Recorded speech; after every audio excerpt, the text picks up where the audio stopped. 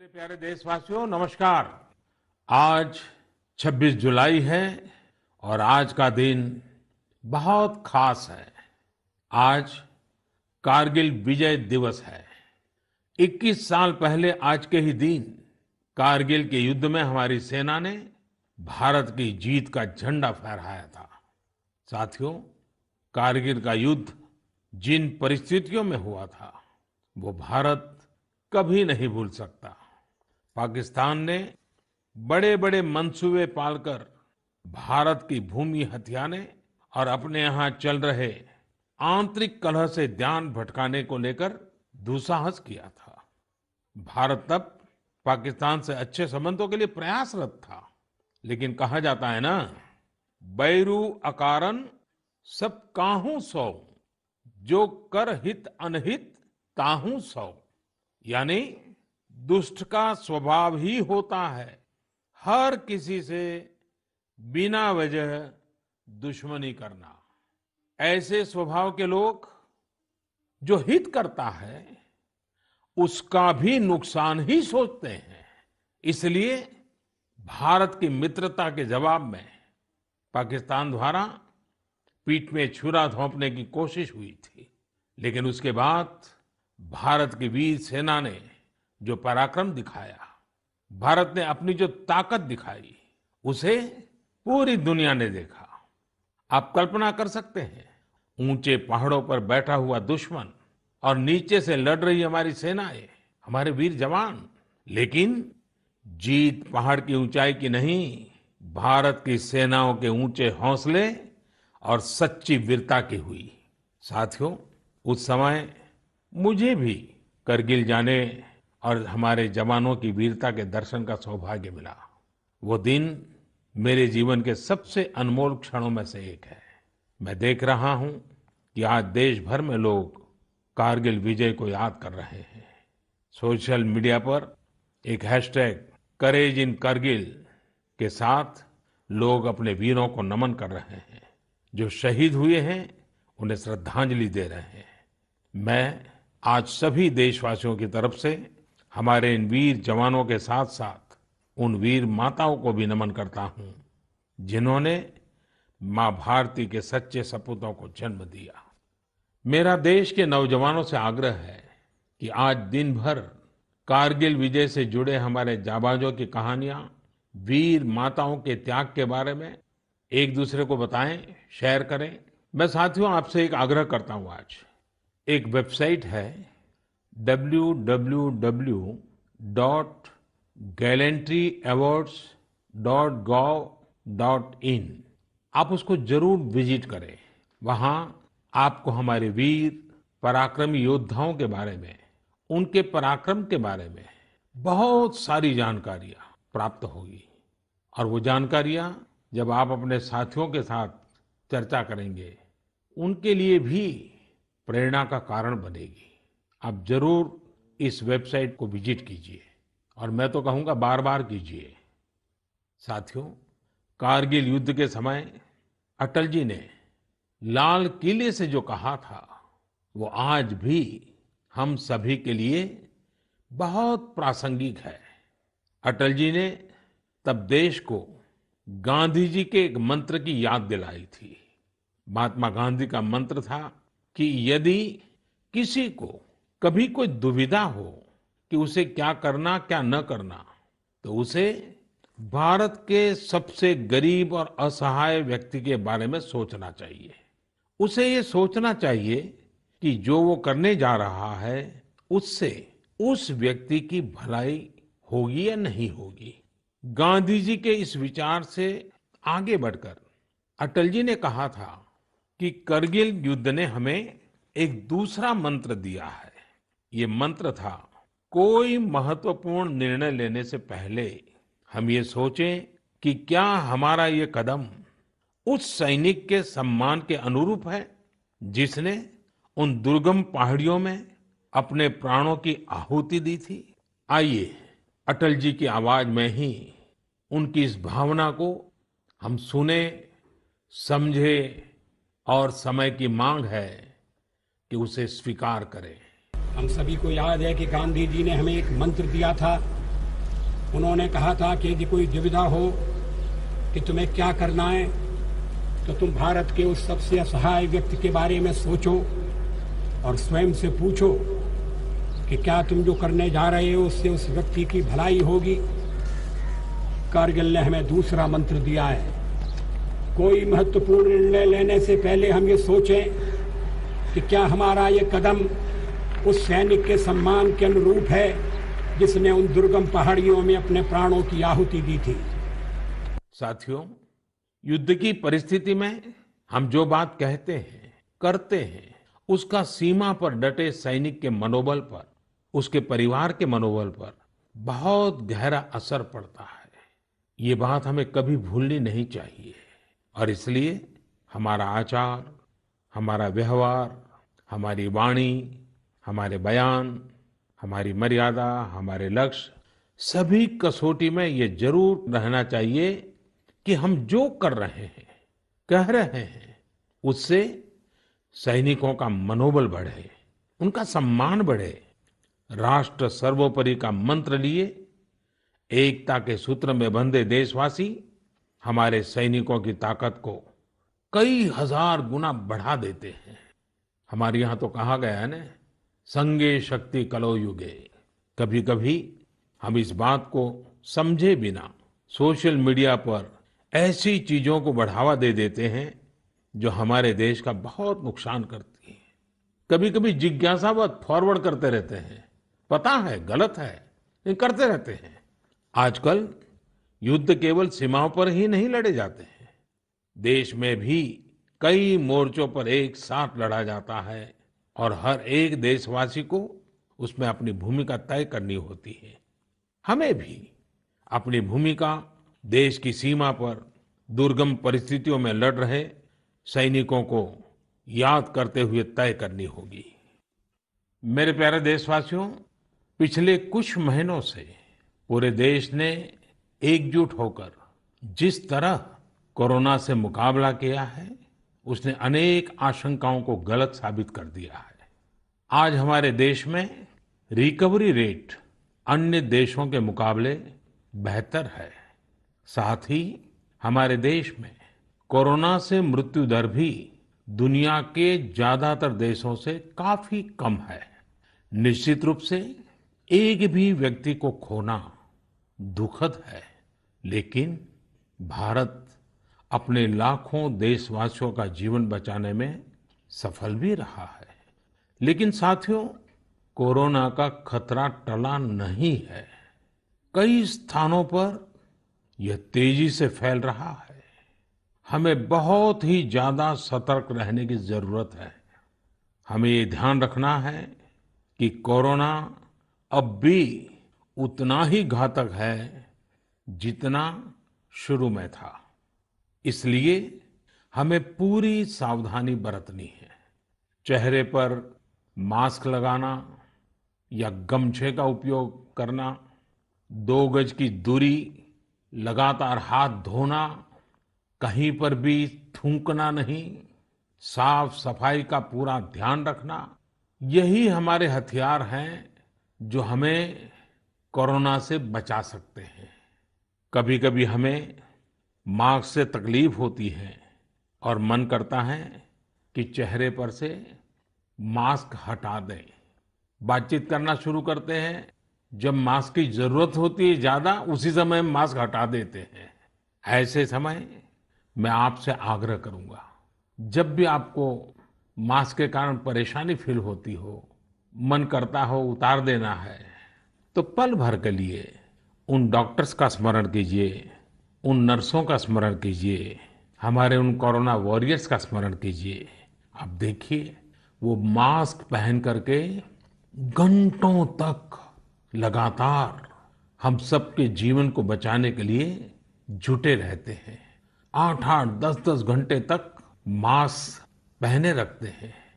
क्या उनको तकलीफ नहीं होती होगी? थोड़ा सा उनका स्मरण कीजिए, आपको भी लगेगा कि हमें एक नागरिक के नाते इसमें जरा भी कोताही न बरतनी है, न किसी को बरतने देनी है। एक तरफ हमें कोरोना के खिलाफ लड़ाई को पूरी सजगता और सतर्कता के साथ लड़ना है, तो दूसरी ओर कठोर मेहनत से व्यवसाय, नौकरी, पढ़ाई, जो भी कर्तव्य हम निभाते हैं, उसमें गति लानी है, उसको भी नई ऊंचाई पर ले जाना है। साथियों, कोरोना काल में तो हमारे ग्रामीण क्षेत्रों ने पूरे देश को दिशा दिखाई है। गांवों से स्थानीय नागरिकों के, ग्राम पंचायतों के अनेक अच्छे प्रयास लगातार सामने आ रहे हैं।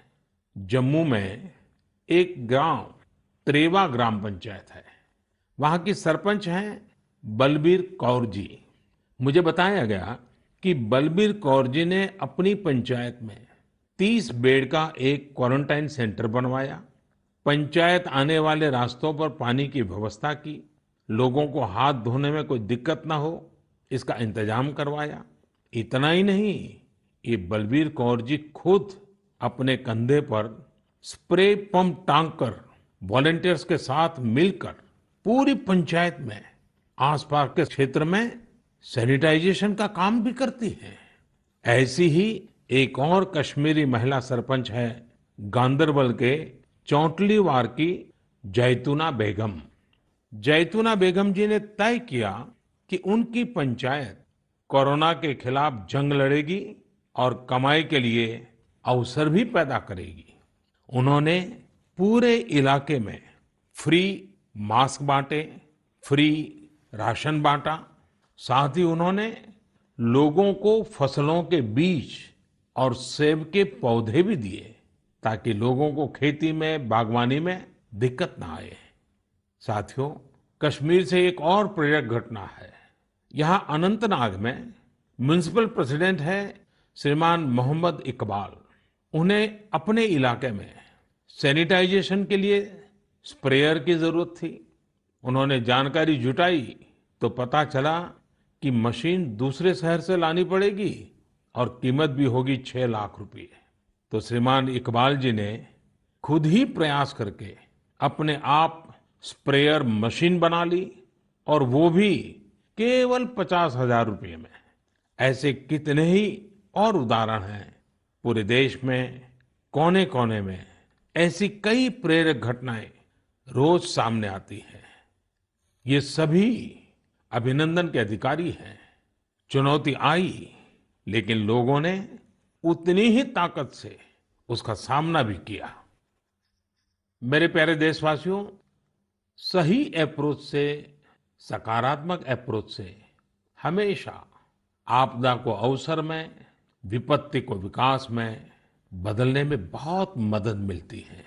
अभी हम कोरोना के समय भी देख रहे हैं कि कैसे हमारे देश के युवाओं, महिलाओं ने अपने टैलेंट और स्किल के दम पर कुछ नए प्रयोग शुरू किए हैं। बिहार में कई वुमेन सेल्फ हेल्प ग्रुप्स ने मधुबनी पेंटिंग वाले मास्क बनाना शुरू किया है, और देखते ही देखते ये खूब पॉपुलर हो गए। ये मधुबनी मास्क एक तरह से अपनी परंपरा का प्रचार तो करते ही हैं, लोगों को स्वास्थ्य के साथ रोजगारी भी दे रहे हैं। आप जानते ही हैं, नॉर्थ ईस्ट में बैम्बू यानी बांस कितनी बड़ी मात्रा में होता है। अब इसी बांस से त्रिपुरा, मणिपुर, असम के कारीगरों ने हाई क्वालिटी की पानी की बोतल और टिफिन बॉक्स बनाना शुरू किया है बाम्बू से। आप अगर इनकी क्वालिटी देखेंगे तो भरोसा नहीं होगा कि बांस की बोतलें भी इतनी शानदार हो सकती हैं, और फिर ये बोतलें इको फ्रेंडली भी हैं। इन्हें जब बनाते हैं तो बांस को पहले नीम और दूसरे औषधीय पौधों के साथ उबाला जाता है। इससे इनमें औषधीय गुण भी आते हैं। छोटे छोटे स्थानीय प्रोडक्ट से कैसे बड़ी सफलता मिलती है, इसका एक उदाहरण झारखंड से भी मिलता है। झारखंड के बिशुनपुर में इन दिनों 30 से ज्यादा समूह मिलकर के लेमन ग्रास की खेती कर रहे हैं। लेमन ग्रास 4 महीनों में तैयार हो जाती है और उसका तेल बाजार में अच्छे दामों में बिकता है। इसकी आजकल काफी मांग भी है।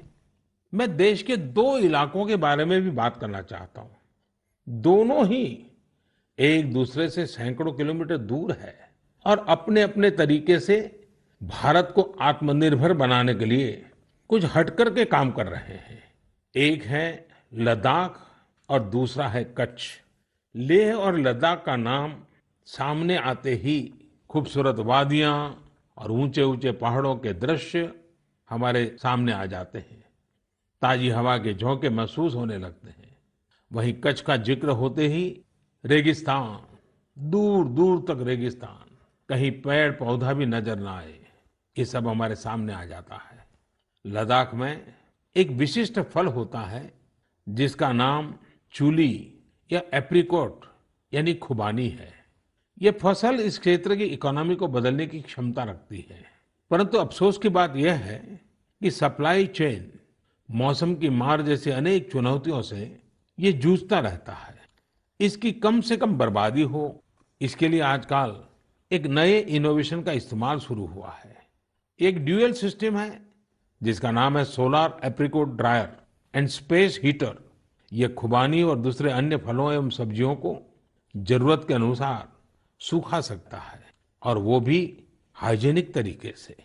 पहले जब खुबानी को खेतों के पास सुखाते थे तो इससे बर्बादी तो होती ही थी, साथ ही धूल और बारिश के पानी की वजह से फलों की क्वालिटी भी प्रभावित होती थी।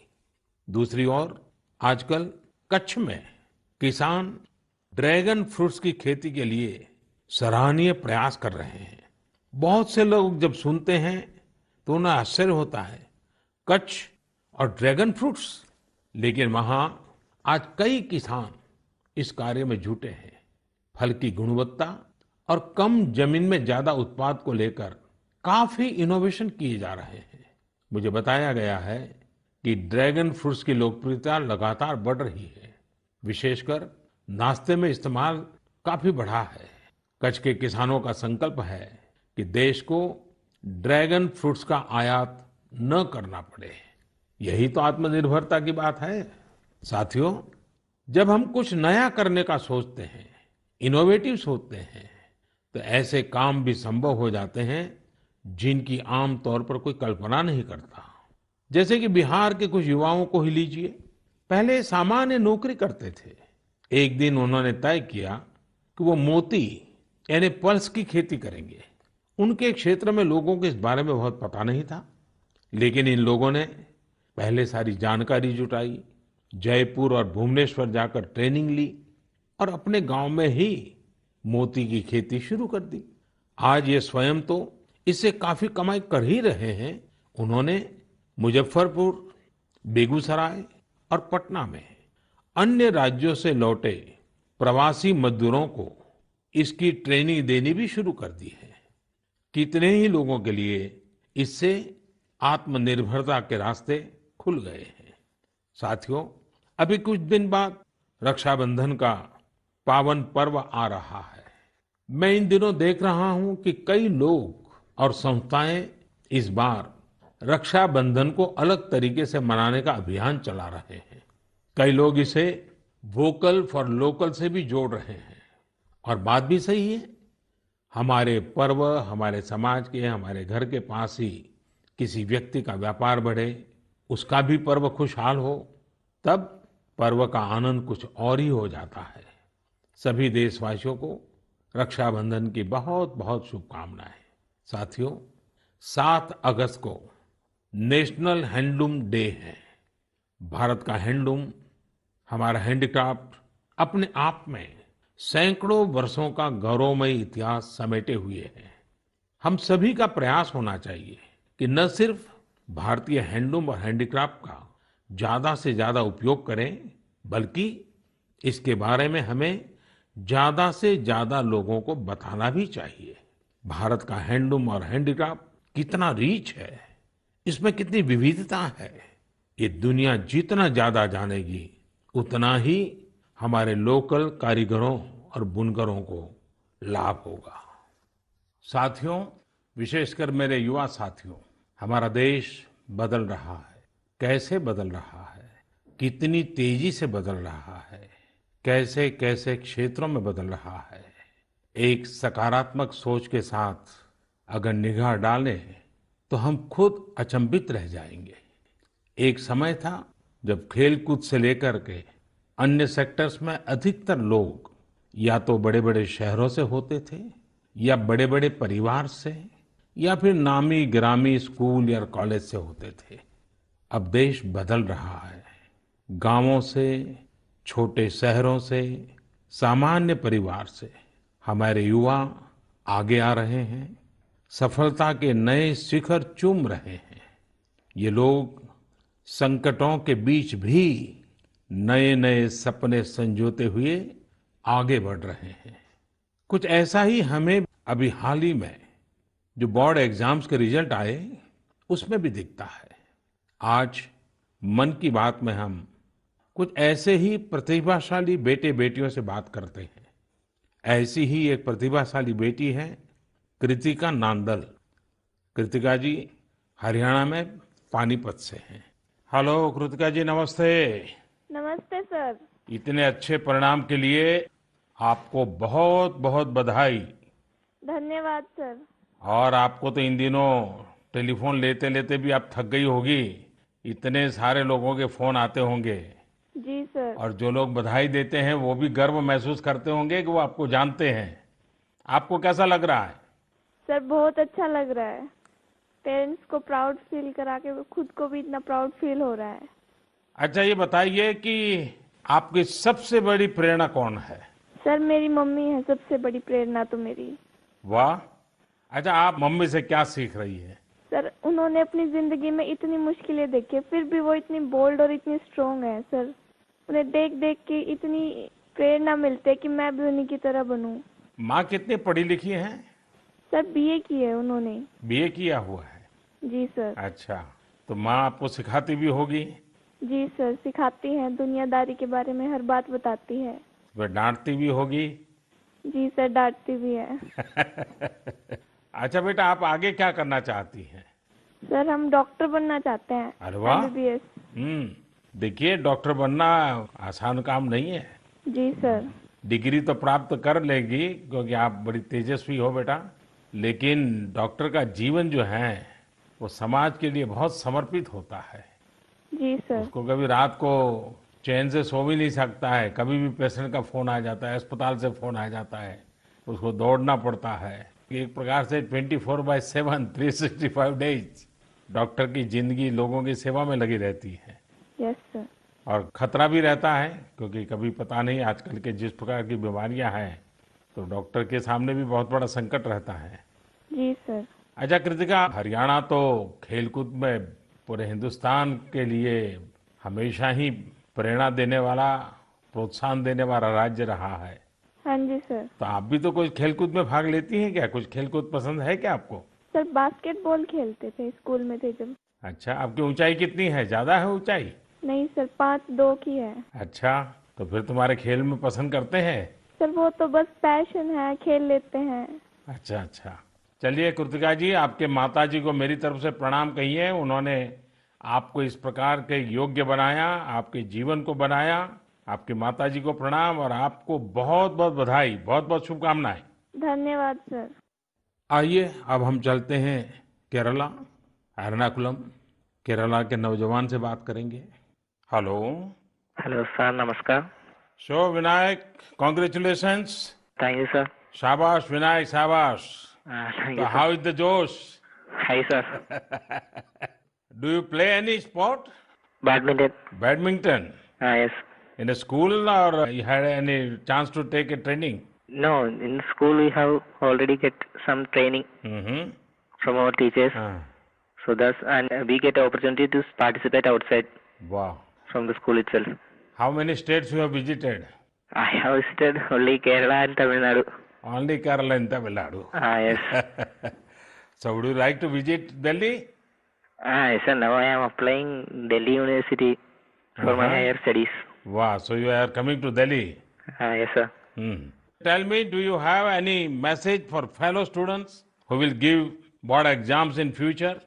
Hard work and proper time utilization. Such a perfect time management. Yes sir. So Vinayak, I would like to know your hobbies. First of all, badminton, Mm-hmm. and then reading. Mm-hmm. So are you active on social media? No, we are not allowed to use any electronic items or gadgets in the school. So you are lucky. Yes, sir. Well, Vinayak, congratulations again and wish you all the best. Thank you, sir.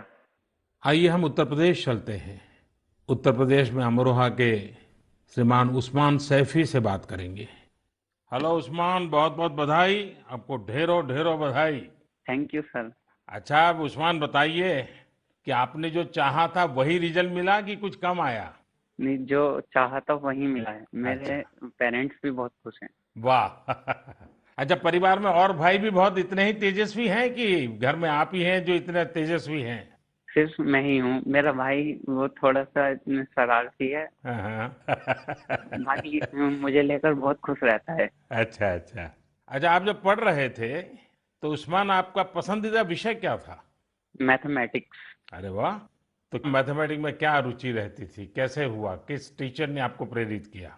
जी, हमारे एक subject teacher रजत sir, उन्होंने मुझे प्रेरणा दी और वो बहुत अच्छा पढ़ाते हैं और मैथमेटिक्स शुरू से ही मेरा अच्छा रहा है और वो काफी इंटरेस्टिंग सब्जेक्ट भी है। तो जितना ज्यादा करते हैं उतना ज्यादा इंटरेस्ट आता है, तो इसलिए मेरा फेवरेट सब्जेक्ट। आपको मालूम है एक ऑनलाइन वैदिक मैथमेटिक्स के क्लासेस चलते हैं? Yes sir. हाँ, कभी ट्राई किया है इसका? नहीं सर, अभी नहीं किया। आप देखिए, बहुत सारे आपके दोस्तों को लगेगा जैसे आप जादूगर है, क्योंकि कंप्यूटर की स्पीड से आप गिनती कर सकते हैं। वैदिक मैथमेटिक्स की बहुत सरल टेक्निक्स हैं और आजकल वो ऑनलाइन पर भी अवेलेबल होते हैं। जी सर। क्योंकि आपकी मैथमेटिक्स में इंटरेस्ट है तो बहुत सी नई नई चीजें भी आप दे सकते हैं। जी सर। अच्छा उस्मान, आप खाली समय में क्या करते हैं? खाली समय में सर कुछ ना कुछ लिखता रहता हूँ मैं। मुझे लिखने में बहुत इंटरेस्ट आता है। अरे वाह, मतलब आप मैथमेटिक्स में रुचि लेते हैं, लिटरेचर में भी रुचि लेते हैं? Yes sir. क्या लिखते हैं? कविताएं लिखते हैं, शायरियां लिखते हैं? कुछ भी करंट अफेयर से रिलेटेड कोई भी टॉपिक हो उस पर लिखता रहता हूँ। नई नई जानकारियां मिलती रहती हैं, जैसे जीएसटी चला था और हमारा नोटबंदी, सब चीज। अरे वाह। कॉलेज की पढ़ाई करने के लिए आगे का क्या प्लान बना रहे हैं? सर, मेरा जी मेंस का फर्स्ट अटेम्प्ट क्लियर हो चुका है और अब मैं सितंबर के लिए सेकंड अटेम्प्ट में अब बैठूंगा। मेरा मेन एम है कि मैं पहले आईआईटी से बैचलर डिग्री लूं और उसके बाद सिविल सर्विसेज में जाऊं और एक आईएएस बनूं। अरे वाह। अच्छा, आप टेक्नोलॉजी में भी रुचि लेते हैं? यस सर, इसलिए मैंने आईटी ऑप्ट किया है। फर्स्ट टाइम बैच था आईटी का। अच्छा, चलिए उस्मान, मेरी तरफ से बहुत शुभकामनाएं हैं। और आपका भाई शरारती है तो आपका समय भी अच्छा जाता होगा। और आपके माताजी पिताजी को भी मेरी तरफ से प्रणाम कहिए। उन्होंने आपको इस प्रकार से अवसर दिया, आपका हौसला बुलंद किया। और ये मुझे अच्छा लगा कि आप पढ़ाई के साथ साथ करंट इश्यूज पर अध्ययन भी करते हैं और लिखते भी हैं। देखिए, लिखने का फायदा ये होता है कि आपके विचार में शार्पनेस आती है। बहुत बहुत अच्छा फायदा होता है लिखने से। तो बहुत बहुत बधाई मेरी तरफ से। Thank you sir. आइए चलिए फिर एकदम से नीचे साउथ में चले जाते हैं, तमिलनाडु। नामक्कल से बेटी कनिका से बात करेंगे। और कनिका की बात तो बहुत ही इंस्पिरेशनल है। कनिका जी, वणक्कम। वणक्कम sir. How are you? Fine sir. First of all, I would like to congratulate you for your great success. Thank you sir. When I hear of Namakkal, I think of the Anjaneya temple. Yes sir. Now I will also remember my interaction with you. Yes sir. So, congratulations again. Thank you sir. You would have worked very hard for exams. How was your experience while preparing? I was working hard from the start, so I didn't expect this result, but I have written well, so I will get a good result. What were your expectation? 485 or 486, like that I thought, sir. And now? 490. So, what is the reaction of your family members and your teachers? They were so happy and they were so proud, sir. Which was your favorite subject? Mathematics. Oh, and what are your future plans? I am going to become a doctor, if possible, in AFMC, sir. And your family members are also in a medical profession or somewhere else? Oh, sir, my father is a driver, but my sister is studying MBBS, sir. Arre wow. So first of all, I will do the pranam to your father, who is taking lot of care of your sister and yourself. It's a great service he is doing. Yes, sir. And say inspiration for all. Yes, sir. So my congratulations to you, your sister and your father and your family. Thank you, sir. साथियों, ऐसे और भी कितने युवा दोस्त हैं, कठिन परिस्थितियों में भी जिनके हौसले की, जिनकी सफलता की कहानियां हमें प्रेरित करती हैं। मेरा मन था कि ज्यादा से ज्यादा युवा साथियों से बात करने का मौका मिले, लेकिन समय की भी कुछ मर्यादाएं रहती हैं। मैं सभी युवा साथियों को यह आग्रह करूंगा कि वो अपनी कहानी, अपनी जुबानी जो देश को प्रेरित कर सके, वो हम सबके साथ जरूर साझा करें। मेरे प्यारे देशवासियों, 7 समंदर पार भारत से हजारों मील दूर एक छोटा सा देश है जिसका नाम है सूरीनाम। भारत के सूरीनाम के साथ बहुत ही करीबी संबंध है। 100 साल से भी ज्यादा समय पहले भारत से लोग वहां गए और उसे ही अपना घर बना लिया। आज चौथी, 5वीं पीढ़ी वहां पर है। आज सूरीनाम में 1/4 से अधिक लोग भारतीय मूल के हैं।